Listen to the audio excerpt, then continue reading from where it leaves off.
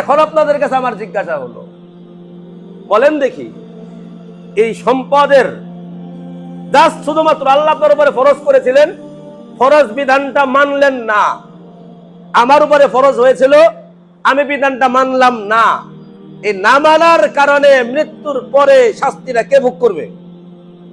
বলেন, কে ভোগ করবে? আমি ভোগ করবো কিনা বলেন? আর যার উপরে ফরজ ছিল উনি আদায় করেন নাই, ভোগ করবে কে? সে করবে কিনা? আমি আদায় না করে আমি করবো কিনা? আপনি আদায় না করলে আপনি করবেন কিনা? আপনি সম্পদের জাকাত আদায় করলেন না, আদায় করলেন না, সম্পদ আছে, করলাম না। কেন করবেন না? করবেন না এই কারণে, সম্পদ কমে গেলে সন্তান কি খাবে? এই তো কথা।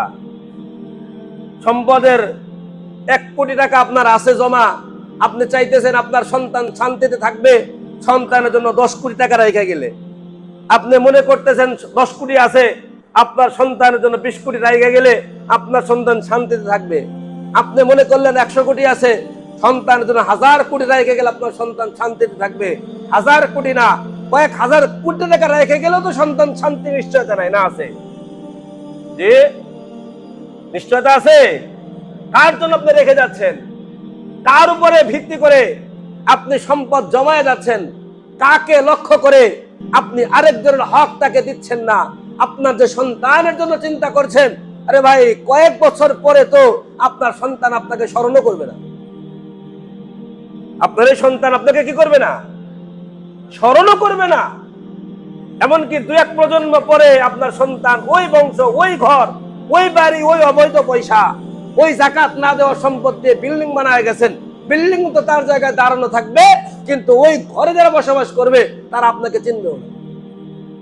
ভুল বললাম? যে ভুল বললে বলবেন হুজুর বলেছি।